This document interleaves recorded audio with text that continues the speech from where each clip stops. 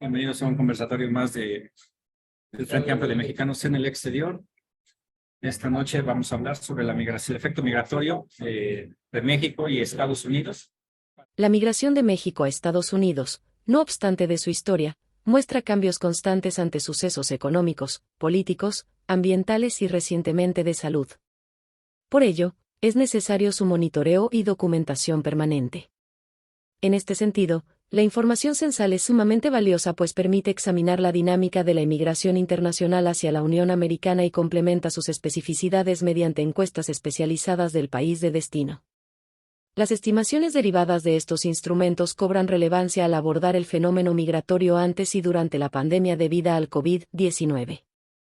En el presente capítulo se aborda la intensidad de la migración entre México y Estados Unidos a través de los resultados de un índice a nivel de entidad federativa y a escala municipal. Además, se presentan estimaciones sobre el volumen de la población de origen mexicano en la Unión Americana, su estructura demográfica, las regiones económicas donde residen, su nivel educativo, ocupaciones principales, tasa de desempleo y condición de pobreza. En 2020, las entidades federativas con un grado de intensidad migratoria muy alto fueron Zacatecas, Michoacán, Nayarit y Guanajuato, mientras que con un grado alto se identificaron a San Luis Potosí, Aguascalientes, Oaxaca, Durango, Guerrero e Hidalgo. Respecto al grado estimado para 2010, las entidades con grado muy alto son las mismas. Además, las entidades del sur del país han cobrado relevancia. Para el cálculo del índice de intensidad migratoria, se utilizan 4 indicadores: hogares con remesas de otro país, con emigrantes y migrantes circulares del quinquenio, y con migrantes de retorno del periodo. En las 10 entidades con muy alto y alto grado de intensidad migratoria, predomina el indicador de porcentaje de viviendas que recibe remesas de otro país, con valores que van de 6.1 a 13.2%. Entre los primeros 10 municipios con muy alto grado de intensidad migratoria en 2020, destacan 5 que pertenecen al estado de Oaxaca. Los otros 5 municipios están ubicados en los estados de Hidalgo, Querétaro, San Luis Potosí y Zacatecas.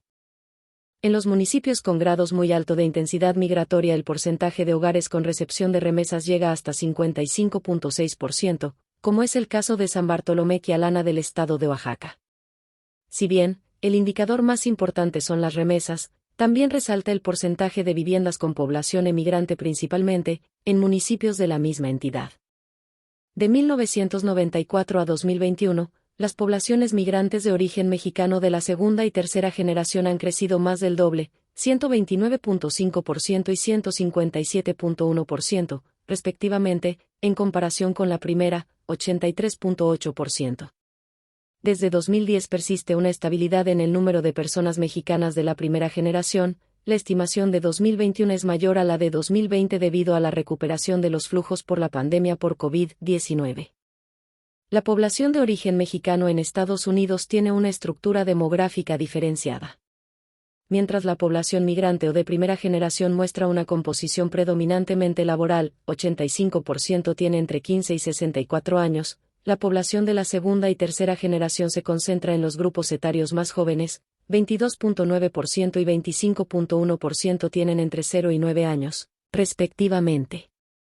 47% de la población mexicana migrante o de primera generación cuenta con estudios de hasta 12 años equivalentes a high school, sin diploma, comparable con 24.9% de la segunda generación y 21.7% de la tercera generación. Con estudios de licenciatura y posgrado se estiman 13.7%, 23.5% y 26.2%, respectivamente. En las 3 generaciones 3 de cada 10 cuenta con bachillerato terminado o equivalente.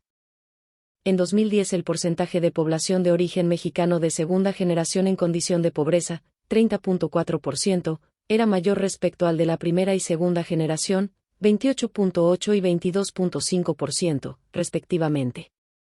Al iniciar la década actual se observó, para las 3 generaciones, una fuerte disminución en los porcentajes de población en dicha condición.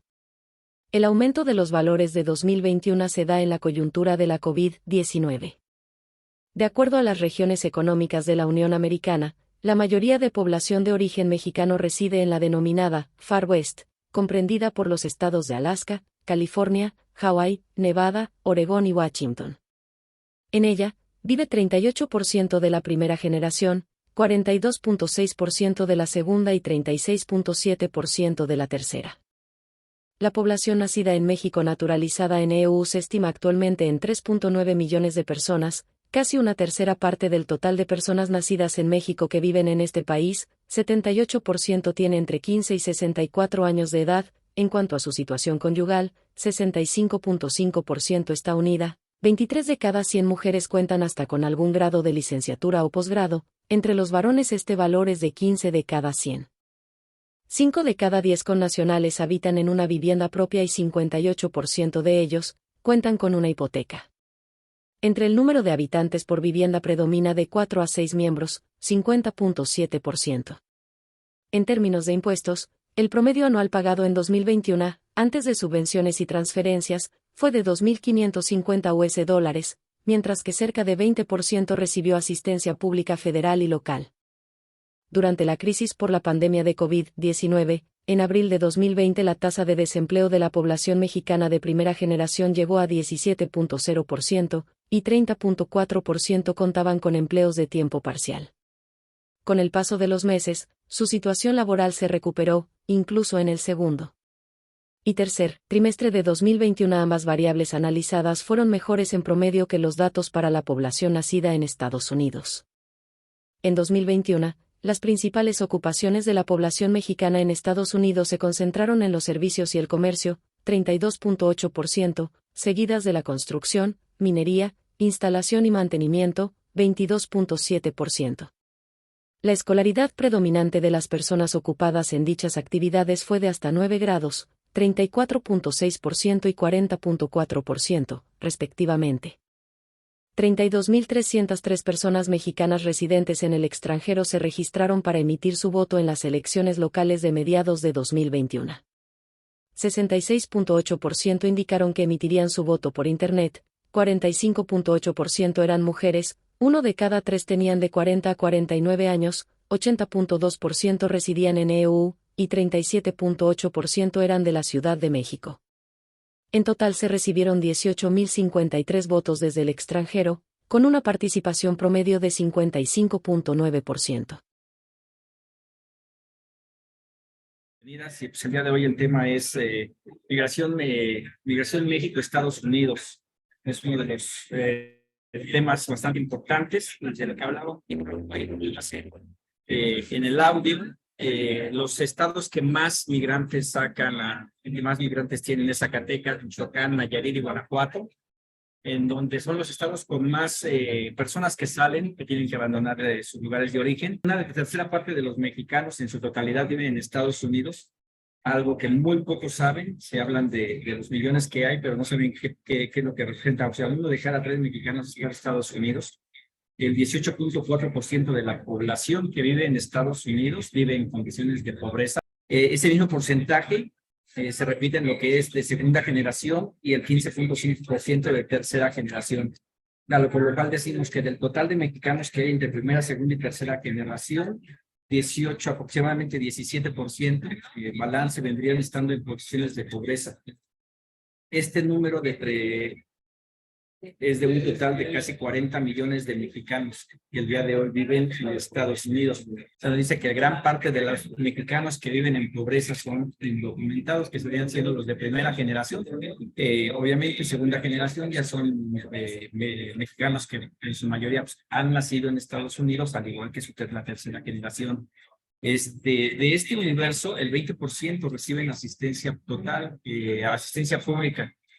Lo cual quiere decir que ese discurso que de repente se utiliza para decir que el mexicano es un costo muy alto lo que exige del gobierno, en realidad no, es tan solo un 20% de los que tienen que tomar esas asistencias sociales es gente que está en condiciones precarias, ¿no? Que es gente que es explotada, pero que en su mayoría, un 80% de esos 40 millones, ellos no tienen que recurrir a este tipo de ayuda asistencial. Cuando inicia la pandemia hay un 17% de desempleo entre lo que es la primera generación y primera, segunda y tercera generación, 17% de desempleo en la comunidad migrante mexicana, y de esos el 30% es el que contaban con empleos que eran nada más de medio tiempo. Al inicio de la pandemia, poco a poco, este número empieza a disminuir y permite pues que la recepción en México de remesas haya roto de los récords. Se hablaba la vez pasada, hablamos de 2012, donde se reciben aproximadamente 20,000 millones de dólares. El año pasado, donde se reciben arriba de 50,000 millones de dólares, y este año están presupuestados que se van a recibir, son casi 60,000 millones de dólares, es demasiado. De estos estados que expulsan a bastantes mexicanos, es curioso porque Oaxaca no aparece entre los estados de mayor expulsión, más sin embargo, a nivel de los 10 municipios de todos los que hay en el país, de los que expulsan más, Oaxaca, 5 de sus municipios son los que más mexicanos salen del estado. Zacatecas tiene uno que está dentro de esos 10, Hidalgo, Querétaro tiene 2 estados, y es increíble esto de Querétaro, vamos a verlo porque es un estado gobernado por el PAN, un estado que si llegas a lo que es el centro de Querétaro se ve lo que es una clase media, mas sin embargo, esto es un número de tener 2 municipios que están sacando bastantes migrantes, habla de que hay una desproporción de ese gobierno, donde nada más se beneficia a uno. Se ha hablado de 40 millones de mexicanos de primera, segunda y tercera generación. En los números que representan aquí, que fueron a 2021 al cierre, se hablaban de 39,5 millones. Ese sería un número que es difícil decir que es exacto, tomando en cuenta que la mayoría de los mexicanos migrantes indocumentados siguen en las sombras, y hay un número ahí todavía que está flotando, ¿no? Que por ahí del 2010 se hablaba de 11 millones de indocumentados, había quienes hablaban de eran 20, no se sabe un número exacto, pero se sigue estimando que son 11 millones. Los datos que yo he tomado en base a las investigaciones que he hecho, se toman los 11 porque es la captación de remesas que entran al país, en donde si se divide por el promedio que se habla de $300 por familia al mes, con las cantidades que están entrando, está una proyección sobre los 11-12 millones de mexicanos que estarían mandando dinero a México. De 1994 al 2021, la segunda y la tercera generación de mexicanos creció el doble, se duplicó.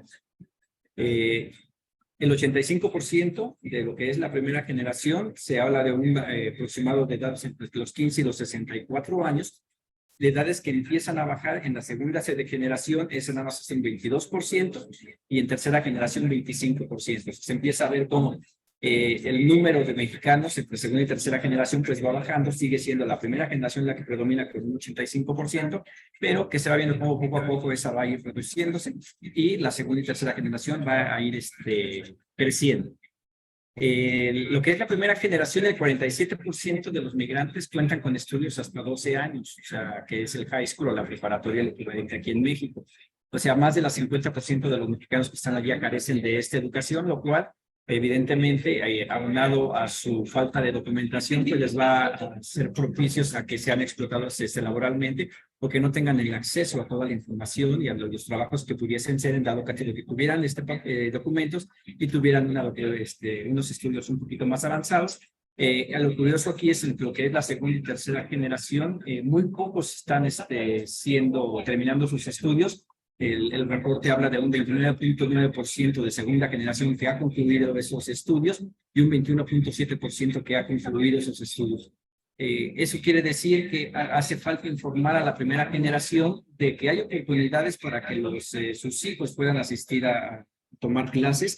La semana pasada hablábamos de lo que era el problema de los estudiantes internacionales, que México no figura entre los que mandan estudiantes de México para allá, más sin embargo, sí en la comunidad migrante que ya está allá, que no está accediendo a los planes educativos en los colegios comunitarios por falta de información, de que no saben que pueden acceder a ciertas ayudas financieras en algunos estados, y por falta de esa información no están continuando con sus estudios. Además de hace 2 semanas, cuando hablamos del mercado laboral en Estados Unidos, como la comunidad migrante pues sigue teniendo los sueldos más bajos, que eso impiden a que puedan intentar entrar a competir en una sistema educativo que es extremadamente caro, que te llevas muchos años primero para conseguir un crédito, para que te lo puedan financiar, pero después también para pagarlo. Siempre la comunidad latina es la que ha tenido que pagar más impuestos, más intereses, y eso tenemos que hablarlo, tenemos que ponerlo sobre la mesa, porque es algo de lo que tenemos que cambiar.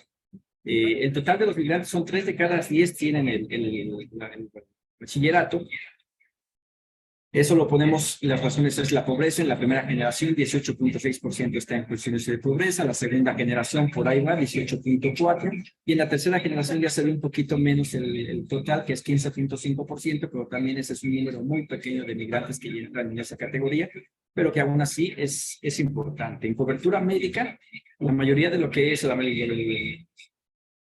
migrante indocumentado, que es la primera generación, no tienen cobertura médica, se habla del 36.4%, que son los que normalmente no se enferman, buscan los mismos medios para poder cubrir sus enfermedades, pero no acceden a ningún tipo de asistencia médica o pública en Estados Unidos.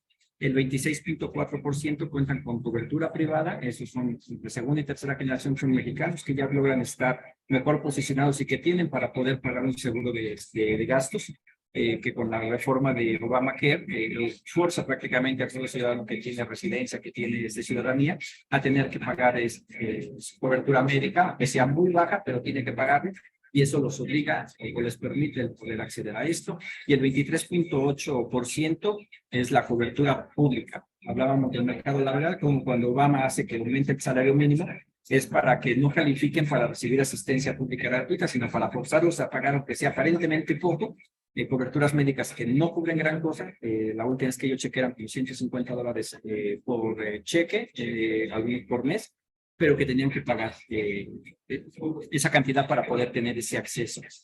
La población mexicana de primera generación con vivienda propia, ese es un dato bastante interesante, es el 53.2%. Si hablamos de los millones que se contemplan que hay, una buena cantidad de mexicanos que lograron tener un crédito para vivienda antes del 2008, que es cuando llega la gran crisis que golpea a Estados Unidos, en donde había dado bastantes créditos, más aparte todos los que ya se habían visto favorecidos por las reformas migratorias que fue en el 86, logran obtener su casa, y eso también para fundar ese mito de que el mexicano allá nada más va y se enriquece y que no da nada, ¿no? O sea, es un mercado bastante importante. Voy a hablar del que más ha pegado, que es la crisis inmobiliaria, cuando muchos norteamericanos agarran un crédito de casa y no lo pueden pagar, y viene la gran crisis del 2008, la comunidad migrante no, ellas, a pesar de que los créditos o las hipotecas eran muy altas, han seguido pagando. ¿Ven cómo le hacen? Igual, el vivir bastante en familias muy grandes que todos trabajan y todos aportan, en la mayoría de los casos, permite que continúen pagando precios excesivos por unas casas que se les, de otra manera, no hubieran podido obtener. Del 46.6% renta de esta población, o sea, también ahí hablábamos de lo que es el pago de impuestos, como todos los mexicanos indocumentados, documentados, pagan impuestos al estar allá, para tumbar ese otro mito de que el mexicano nada más se beneficia y jamás aporta nada. En la cuestión de las casas, para darnos una idea de cómo vive el mexicano, ya el 41% de los mexicanos que radican en Estados Unidos viven en casas de 1 a 3 habitaciones. Para los que no han estado allá o llegaron con algún tipo de comodidad, muchos de los mexicanos que ven allá se rentan las recámaras, otros rentan la sala, el sillón, o sea, todo se renta para poder pagar a veces ciertos los altos costos de lo que es vivir en Estados Unidos, pero la mayoría, el 41% tiene de 1 a 3 habitaciones, hay un 50% que tiene de 4 a 6 habitaciones sus casas, y tan solo el 8% de 7 a 10. O sea, ese 8% son personas que la han logrado a lo mejor conseguir una casa de esas dimensiones, pero que lo más seguro es que en estas casas vivas demasiada gente. En San Diego, un estudio en el 2018 estaba arriba de los $1,000, $1,100 aproximadamente. Una recámara estaba más o menos sobre de ese monto, y ya un departamento, por ejemplo, de 1 a 3 recámaras, se estaría hablando en aquel entonces arriba de $2,000, $2,500. No me quiero imaginar las casas en cuánto estarían, ¿no? Igual los costos de venta de casa. Después del 2018 bajaron, pero nuevamente volvieron a subir y están bastante altos. ¿Qué es la ocupación? Se habla del 32.8% que trabajan en servicios y comercio, restaurantes, centros comerciales, o sea, lugares donde pagan el salario mínimo. Son altas jornadas laborales. La construcción, que es uno de los mejores pagados, tan solo es el 22.7%. Ahí normalmente es gente que ya tiene documentos, aunque se sigue contratando a gente sin documentos, pagándoles menos. Pero aquí de esta gráfica que proporcionan el estudio que se está tomando de referencia, lo curioso es el 4% que pone aquí en el sector de agricultura. cuando sabemos que la mano de obra del latino es la que está sacando adelante el campo de allá, y hay que ser un campo para revisarlo, porque no puede ser que tan solo el 4% de los mexicanos que están allá se estén dedicando al campo. ¿Quién más lo está haciendo? Habría que ver eso. Eh, Tomando en cuenta que también los últimos alivios migratorios que ha lanzado Estados Unidos y constantemente lanza es precisamente a este sector del campo. Ofrece a migrantes que están trabajando en el campo la obtención de visas de trabajo temporales o inclusive residencia para un sector que es de bastante importante para ellos. Y al final termina esto con algo que ya se aquí como frente, nos interesa bastante porque es el futuro de este país. Tenemos 11 millones de mexicanos indocumentados, 40 millones en la primera, segunda y tercera generación que al día de hoy no están ejerciendo su obligación, su derecho al voto. De esos, en la investigación que realicé yo, el INE aparentemente había emitido casi 1 millón de credenciales de elector para el 2018 y de solamente se pudieron obtener fueron 60 y tantos mil votos, 90,000 votos en total, de los cuales 60 y tantos mil fueron para López Obrador. O sea, hay un déficit muy grande. En primera, se emite 1 millón, pero seguimos lejos de los 40 millones que podrían ejercer su derecho al voto, y más con la última reforma que hubo, en donde ya se reconoce a todo mexicano, aunque haya sido nacido allá, un ciudadano americano de padres mexicanos, en automático ya es reconocido como mexicano, pero que no está pidiendo su credencial de elector. Pues estamos muy lejos de eso, y luego el que ejerce su voto, también la dificultad que representa. De los votos que se emitieron, el 66.8% lo hicieron por internet, algo que muchos están en contra, pero ha sido aparentemente, según los números, lo más fácil, y contra solo el 33.2% que lo ha hecho por vía postal. Las veces que yo voté en Estados Unidos fue vía postal. No se confía en el internet, con el Instituto Nacional Electoral que tenemos, no se confía, y siempre procuramos hacerlo por vía postal. Ojalá y en el nuevo instituto con esta nueva consejeros cambie y ofrezca mayor seguridad para que podamos ejercer el voto vía electrónica, pero lo más importante es poder sacar nuestra credencial de elector y hacerlo. Estados Unidos es donde más electores hay, y más mexicanos hay, es el 80.2%, es el que pidió su credencial de elector en Estados Unidos. Para que se vea la diferencia, en Canadá, que es el siguiente país, es 4.9% de mexicanos que viven ahí, son los que pidieron su credencial de elector. España seguido de 3.7, 3.1 por Alemania, 1.9% Reino Unido y 1.7% Francia. Vemos cómo todo está capitalizado para que Estados Unidos es el que más mexicanos tiene, el que está pidiendo más credenciales, y metiendo más votos, pero aún así quedamos muy lejos de esos 40 millones u 11 millones, depende de lo que quiera tomar cada quien. El total de las personas que están listadas que podían haber votado aparentemente en el 21, del 2018 al 2021 baja, de los 90,000 baja 32,303, tomando en cuenta de que estaban elecciones intermedias, baja la mitad, cada una tercera parte, y de estas solamente votan 18,053 personas. O sea, la falta de interés de los que piden votar y después no votan, y después eso es por parte de la comunidad que está pidiendo su credencial, pero también se ve el gran trabajo que se necesita hacer, porque del universo que podría votar, muchos no saben que pueden hacerlo, no tramitan su credencial y por lo tanto pues no ejercen ese derecho que es indispensable para todos nosotros. Ese es el contexto de esta plática del día de hoy. ¿Qué tal, Fidel? ¿Cómo estás? Sí, pues yo creo que hay muchos datos, son interesantes, nos ayudan un poco a ubicar en términos académicos qué es lo que está sucediendo, cómo estamos pasando, cómo nos hemos comportado y cosas por el estilo. Pero yo creo que la parte más importante aquí es entender que la mayoría de los que llegamos acá fuimos fruto de la falta de oportunidades. Entonces tuvimos que salir de allá, llegamos acá y nos empleamos en lo que nos fue posible, no en lo que queríamos, no en lo que teníamos conocimiento, aunque sea académico, sino a lo que fuese para subsistir.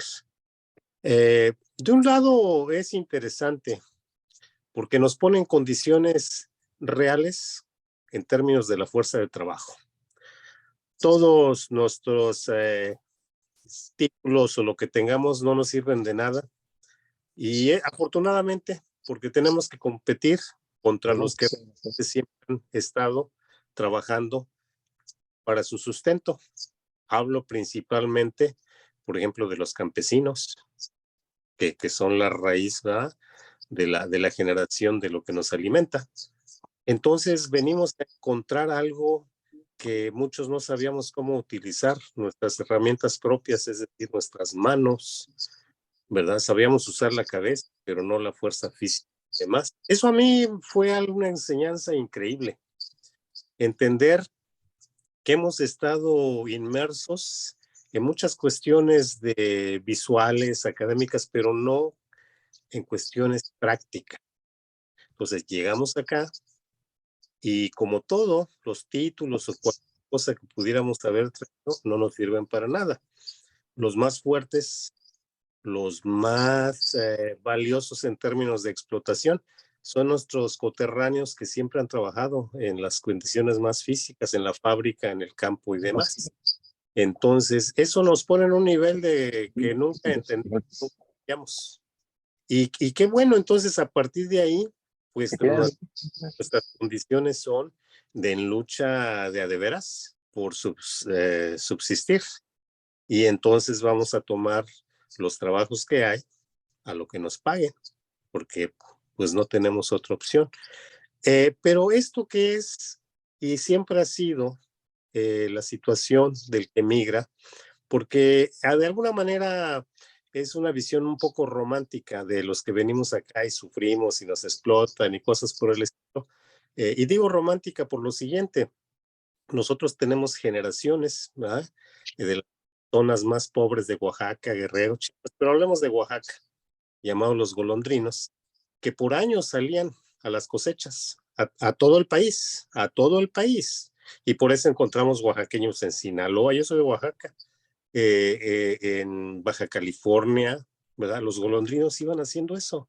Los golondrinos salían para recabar, regresar a su terruño, sembrar y volver a emigrar en un ciclo de un ciclo. ¿Y saben qué? Llegaba un momento que ya estaban viejos y ya no les daban trabajo, que los menospreciaban en nuestra propia tierra, en su propia tierra. Entonces, eso sí, han sido explotados, los subyugados, no han tenido ninguna prestación. Aquí, aunque sea, se tiene welfare. ¿Eh? Allá no ha habido nada. Entonces, hay una especie de romanticismo en que somos bien explotados, no nos va bien, nos discriminan. Yo como oaxaqueño les voy a decir, yo conozco la discriminación en mi tierra. Emigré desde muy pequeño a la Ciudad de México. Entonces, yo sí sé que es discriminación. Y cuando a mí me dicen por acá, es que el Trump, esto y lo otro, y no soy republicano, estoy hablando de una situación real. Entonces, siento que hay un romanticismo, y lo voy a decir por qué. Porque se nos alimenta mucho esa idea. Pero ¿saben qué? Que la lucha, por ejemplo, de organización y demás no empieza con nosotros. No sé si saben que está lo que se llamó el Chicano Moratorium, ¿sí?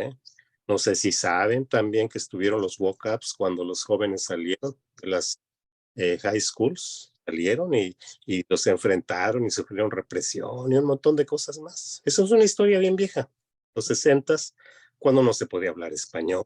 Entonces, lo que hace falta y va a seguir haciendo falta es emular eso que hicieron antes, que se organizaban, que se enfrentaban, que los destruyeron, así como las Panteras Negras, ¿va? Y nos desmovilizaron. Entonces, habemos 11 millones o 40 millones o los millones que sean. Y pareciera ser que a partir de aquí empieza todo. Y no es cierto, ¿sí? Vamos a ver, podemos decir 1 millón de credenciales para votar, ¿verdad? De 11, decimos. Pero la actividad, los activistas y demás en el país, somos bien poquitos. Y pasan los años, ¿y qué aumentará? ¿Un 2%? No lo creo. Y los que ya estaban se retiran. Porque pareciera ser, ¿sí?, que o es el todo o nada. y no se sabe que es un proceso. Y hay que estar participando y participando. Nos preguntamos por qué no participamos en las cosas de México, unos 11 o 40 millones. Mi pregunta sería, ¿por qué esos 11 o esos 40? Hablemos de los 11, que son la situación más crítica de derechos. ¿Por qué esos 11 no se organizan y participamos, o no nos organizamos y participamos, por ejemplo, en las necesidades propias de este país? Yo vivo en Los Ángeles. ¿Por qué no participamos? No participa la gente. Y eso, o no participamos la mayoría, hasta que no tenemos el pie en el cuello. Las grandes movilizaciones de 2006 o ahora en Florida, ¿qué es lo que es? Un miedo terrible. Ahora sí, hasta que transportas a alguien en tu auto, ya eres criminal. Así pasó en el 2006. Y entonces salimos y nos movilizamos. Pero ¿saben por qué salimos y nos movilizamos? Porque inclusive los empleadores apoyaron la movilización. ¿Y saben por qué? Porque somos fuerza de trabajo. Entonces no hay nada gratis. Siempre habrá alguien que se encima de nosotros y trata de tener raja política o raja económica. Nosotros estamos envueltos en un sistema que nos desmoviliza, en un sistema que nos adoctrina, en un sistema que nos ha hecho creer, ¿verdad?, que no podemos. Y yo creo que esa es la tragedia más grande. O sea, ¿en qué momento, sin necesidad del pie en el cuello, nos vamos a organizar esos 11 millones para empezar por los problemas que tenemos acá? Y tenemos problemas de trabajo, y tenemos problemas de vivienda, y tenemos problemas de educación. E imagínense, la segunda, tercera generación no puede ir al colegio. Y es un problema de acá. No estoy hablando todavía de México. Entonces, si aquí no nos organizamos, si aquí no participamos, pues entonces es muy normal que pensar en algo que queremos, pero que está bien lejos, pues no hagamos mucho, ¿no? Yo creo que y sobre las rentas, sí, en esta área de Los Ángeles, por ejemplo, en la zona del este de Los Ángeles y demás, que no, pues dos recámaras, tal vez 2,800. Entonces, y aquí en el Chinatown, yo agarré algo súper económico, pero hay rentas de 3,000, de 4,000, entonces está difícil, y eso es parte también de lo que es el problema de los homeless, ¿no? No tienen dónde vivir, y aparte no tienen dónde asearse, y aparte no les dan trabajo por las mismas circunstancias. Entonces, un ciclo, y esto es, pues, definitivamente un problema de sistema que antepone el lucro a la dignidad humana, ¿no? Creo que eso es. Gracias. Sí, es importante. La idea con el frente Amplio es, pues, de una u otra manera intentar informar a la gente. Para mí es súper importante que sepan, ¿no? Sé que la gente actúa nada más cuando está hasta el cuello, y a veces dicen yo no sabía, hay gente que no está haciendo nada. Y para mí sería súper importante eso, el avisar, el informar, el que se den cuenta que las cosas no son como se creen, y el mismo sistema nos ha forzado a que creamos esto. El mexicano no paga impuestos, el mexicano es flojo, el mexicano esto, el mexicano lo otro. Y lamentablemente aquellos que hemos tenido la posibilidad de estar como activistas en determinado momento, estar a la cabeza de algo, a lo mejor no hemos hecho el trabajo necesario, ¿no?, para informar a los demás y llegar. Yo he dicho que casi todos los que desde años hemos estado en el activismo, estamos en reuniones y todos somos personas privilegiadas, porque en base a esta realidad que se presenta ante los migrantes mexicanos, no todos tienen tiempo para estar en una reunión Zoom, no todos tienen tiempo para ir a una reunión, inclusive, ¿no? No todos los mexicanos que están allá, de estos 11 millones que son los que a mí también me interesan, hablan inglés, y que ven sus derechos violentados, y que pues nadie se ha acercado a intentar decirles esto de otra manera. Y de ahí vamos con lo que se nos enseña en México, la desorganización, esa misma discriminación, como bien tú lo dices, ¿no? Siendo de Oaxaca, me quiero imaginar cómo te trataron aquí en Ciudad de México. El día de hoy con el Frente Amplio tratamos de hablar migración, si es Frente Amplio de Mexicanos en el exterior y pedimos un respeto hacia la comunidad migrante en Estados Unidos y en todo el mundo, pero al mismo tiempo estamos forzados al pedir eso, a empezar también a respetar aquí a los migrantes que están en tránsito en México, inclusive respetar a nuestra propia población, ¿no? Hace años, ahora sí que mexicanos que llegaban a Ciudad de México y que no hablaban español, que hablaban lengua originaria, a veces eran deportados. Lo mismo que llegó a pasar allá en los 70s, 80s en Estados Unidos, que gente ciudadana americana de aspecto latino eran deportados. Era fácil pasarse, pero que muy pocos, por no estar unidos, se podían defender sus derechos. Hablamos hace unas semanas de la diferencia entre la comunidad afroamericana, ¿no? Que ellos salen a defender sus derechos, ellos salen a pelear, a manifestarse, y sin embargo, la comunidad mexicana no, o sea, son muy pequeños. Hay una ambición a lo mejor por el poder de aquellos que ya están posicionados. Ahorita voy saliendo de aquí una reunión de la Financiera del Bienestar, en donde veo caras que no representan a la comunidad migrante que está allá, y que veo caras conocidas que sé que lo que están buscando es posicionarse, algunos otros que por muchas ganas que tengamos, no tenemos los medios para seguir avanzando, y es a veces pesado, y yo siento que también a veces por eso hay muchos que mejor se hacen a un lado, ¿no? O sea, porque es tanta la batalla que se da que pues al final dices, mejor me hago a un lado y dejo de batallar, porque tal pareciera que el mexicano no quiere que estas cosas cambien. A mí me han llegado esas ideas de repente, pero cuando empiezo a ver que no es este tipo de mexicanos que normalmente son los con los que coincidimos, sino que son aquellos que verdaderamente están siendo explotados en los campos, en la construcción, en restaurantes que no son de líneas ya grandes, sino esos restaurantitos que van empezando, en donde todavía no le siguen pagando por abajo de la mesa, y donde están violando esos derechos, es por los que yo diría que se está haciendo este esfuerzo.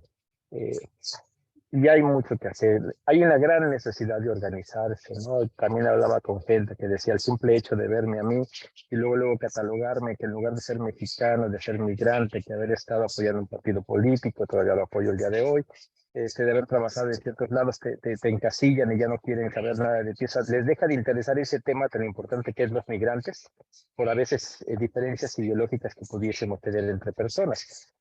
Hace falta la organización, el que sepamos qué estamos haciendo todos. Yo te lo he dicho a ti, por ejemplo, Fidel, el conocimiento que tienes es envidiable. Y ahí sería bueno que todos supiéramos lo que sabes tú también, ¿no? Y obviamente tu trabajo y eso te ha puesto en el conocimiento que sabes, en la experiencia que tienes, y que tendría que replicarse.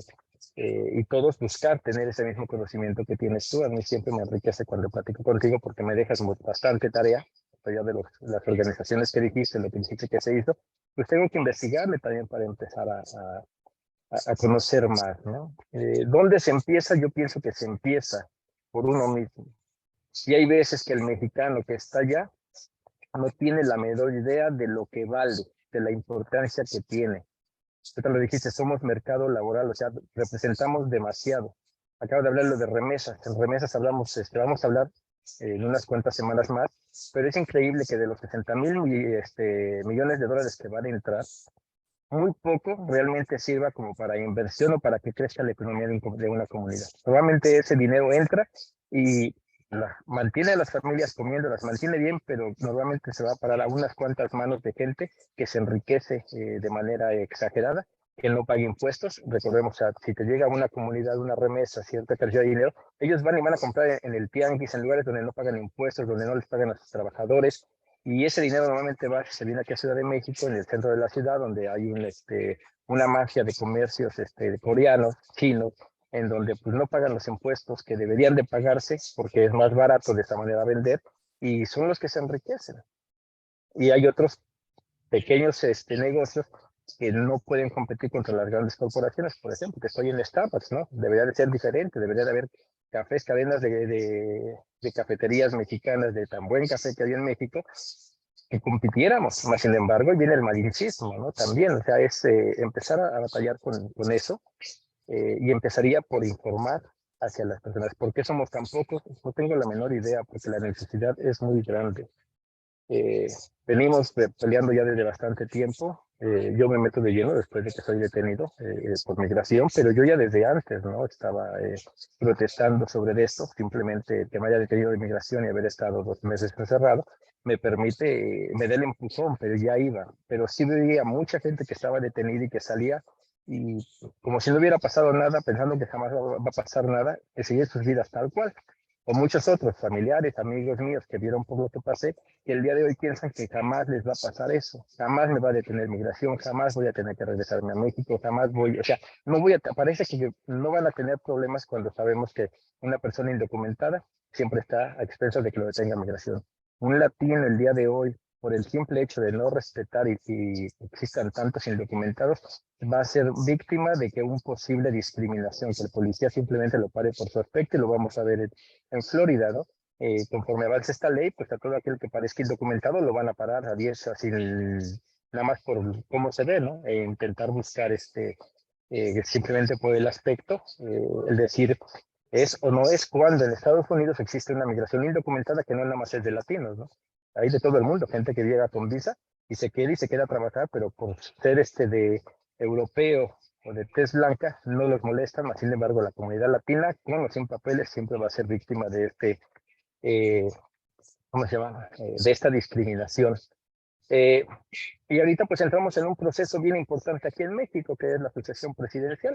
Y pues ahí sí no sé cómo vaya a estar el cuestión de los migrantes, ¿no? Porque igual no intentan votar porque no ve ninguno de los aspirantes corcholatas tienen un mensaje o un discurso hacia la comunidad migrante.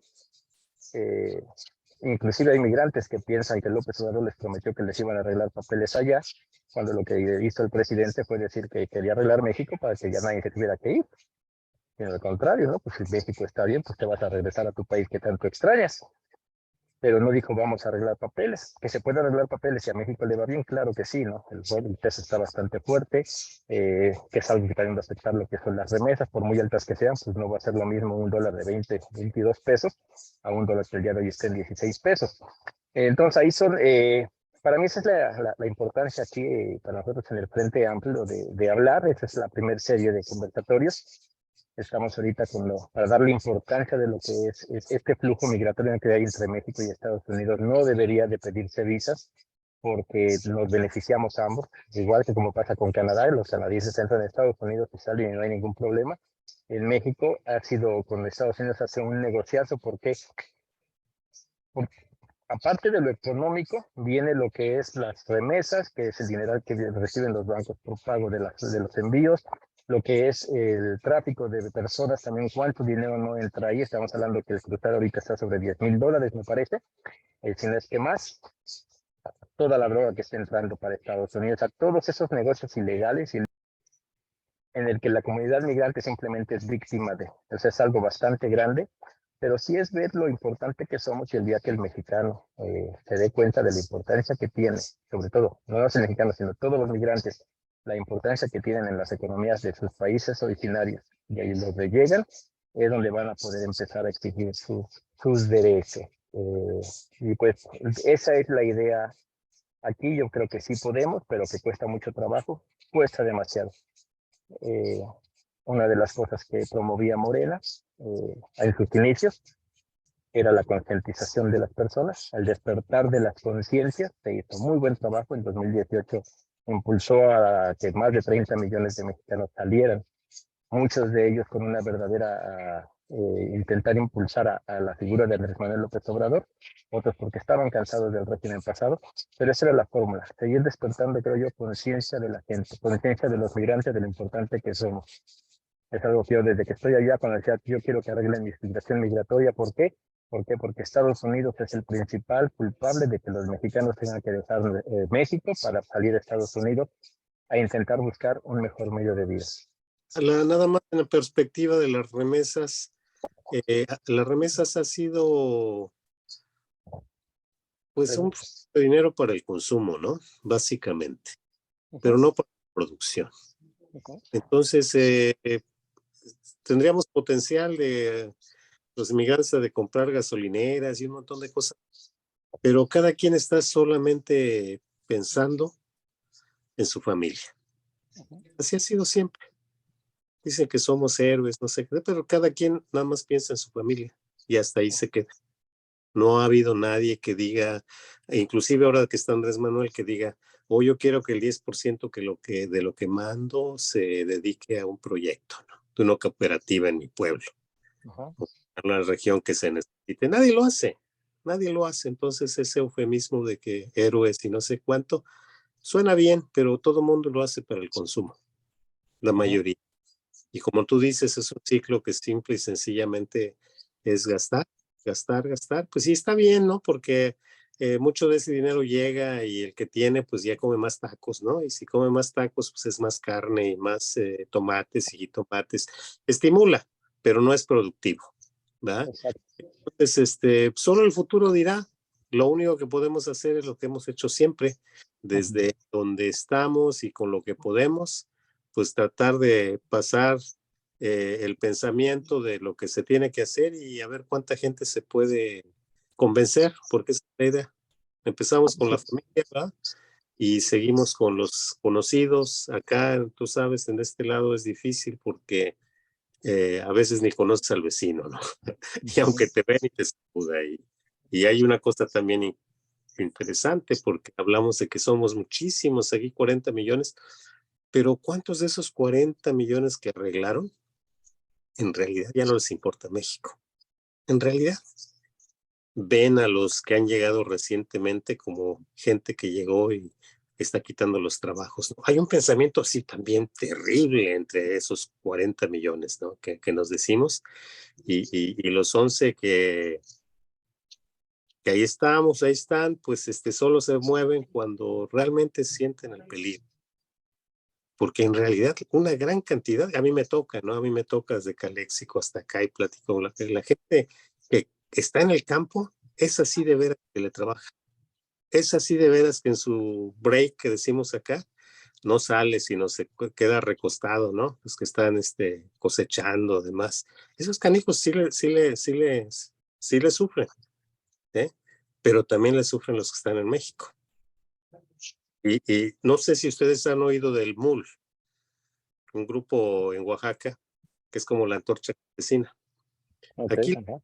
pequeños, en Salinas, en Napa, en Santa Rosa. Me toca a mí porque pues conozco bastante gente, ¿verdad?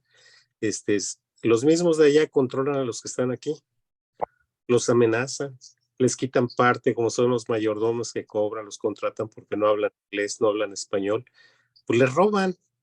Y si lo denuncian o lo que sea, pues se están con ellos allá en Oaxaca, ¿verdad? Ajá. Y eso existe aquí, y hay expedientes y no se puede hacer nada porque la gente tiene miedo, y ellos con razón.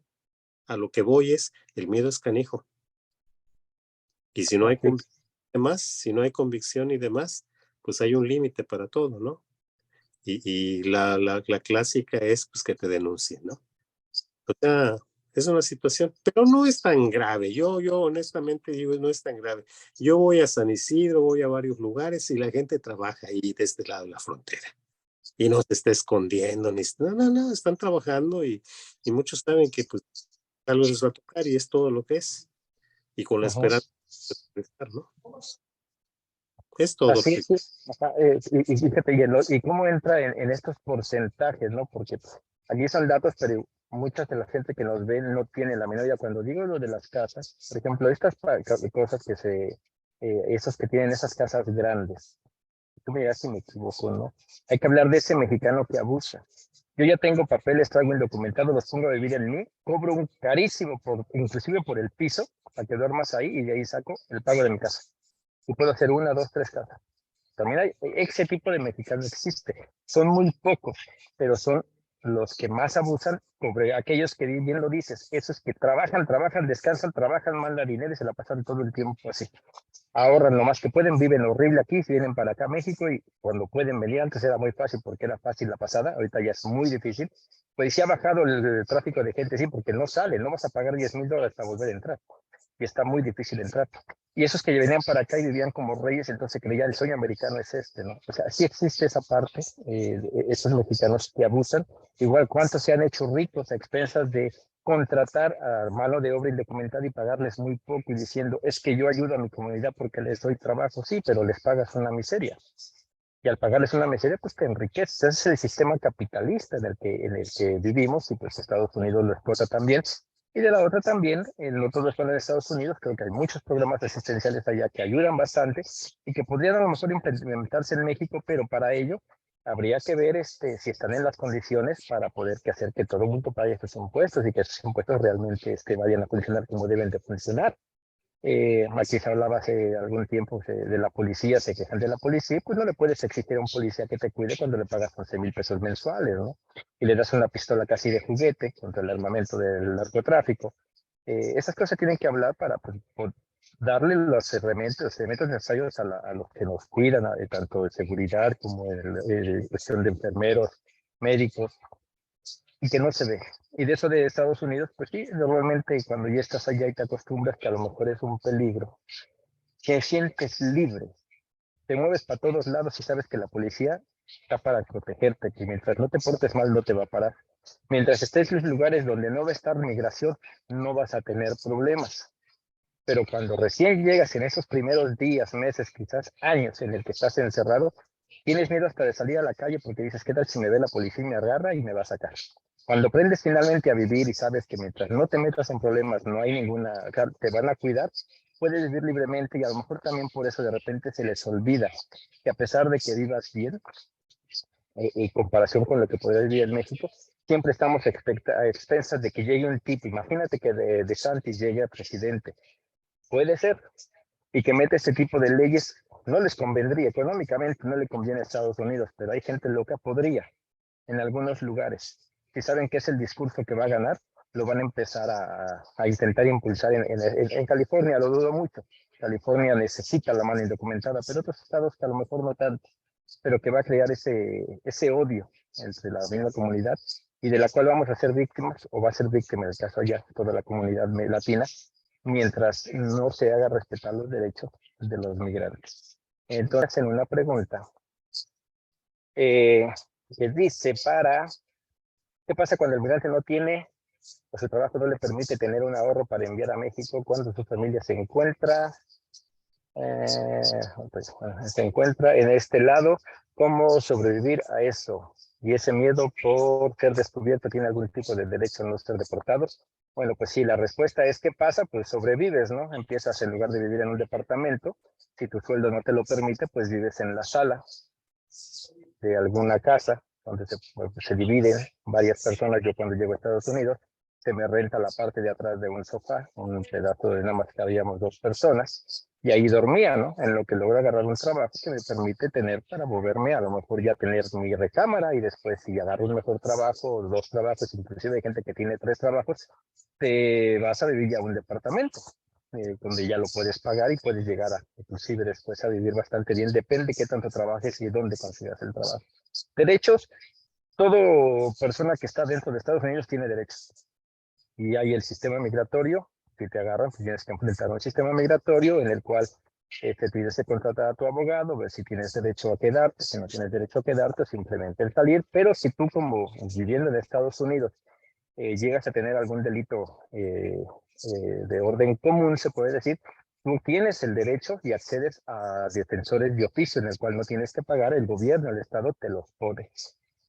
En mi caso, yo tuve una infracción por manejar en estado inconveniente, DUI llamado ya, y tuve un defensor de oficio, yo no tuve que pagarlo. Pero cuando soy arrestado por migración para ser reportado, ahí sí yo tenía que acceder, que pagar mi propio abogado.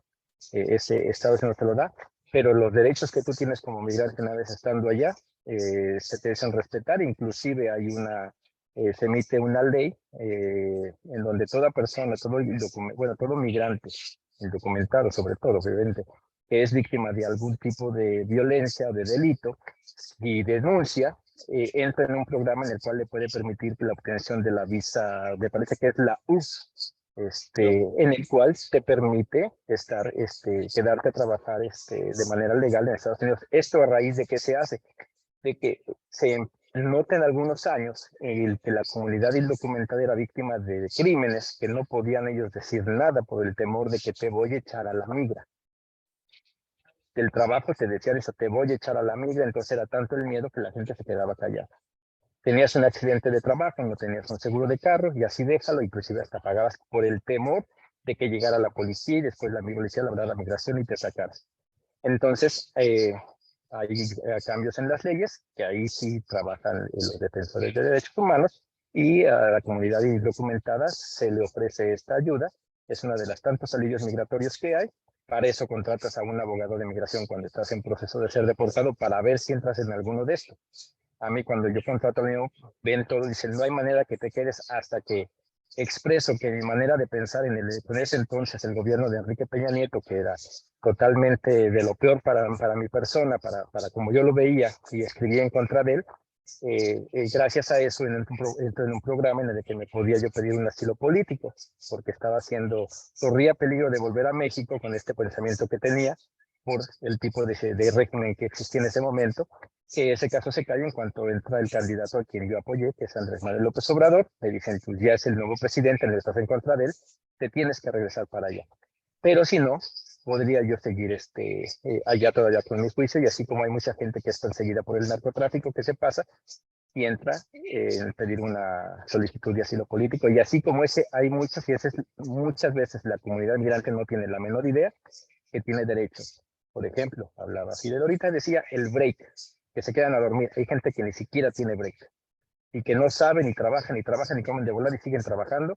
Y la ley al menos la de California, te dice que cada 4 horas tienes que obtener 10 minutos de descanso, que te los pagan antes de 4 horas. 4 horas. Una vez pasando las 4 horas, tienes que agarrar 30 minutos de descanso para comer, que no se te pagan, pero tienes el derecho a eso, y después de otras 4 horas, otros 10 minutos que se te pagan, y así creo que va por ahí va. El pago de horas extras, todo eso está contemplado, y que nuevamente empresas grandes ya lo están haciendo, pero que restaurantes pequeños que van creciendo no lo hacen porque igual no tienen los medios necesarios, y porque pues se aprovechan de que el inmigrante no tiene la menor idea, no sabe, y violan sus derechos. Pero sí hay leyes que protegen y que muchas veces no se sabe. Mujeres que han sido agredidas en Estados Unidos por sus parejas pueden recibir atención especializada y que no tienen que pagar. El chiste es saber a dónde van. Lamentablemente muchos de estos lugares están en las zonas del centro de las ciudades, en las cuales la comunidad indocumentada prefieren entrar porque muchas veces ven muchas patrullas o ven carros de migración, y aunque el carro de migración no los esté buscando, tienen miedo y prefieren mejor no acercarse. El caso de Ciudad de San Diego, en el que tú, en la misma calle donde está el consulado de México en San Diego, a un lado de Little Italy, a unas cuantas calles están los edificios de migración, y ves de repente carros ahí que no están buscando a nadie, sino que ahí están sus bases, pero que el ciudadano, el migrante, no sabe y prefiere mejor no acercarse, ¿no? Y como ese creo que en todos lados hay. Entonces, pues aquí estamos todos los jueves 8 de la noche. Buenas noches.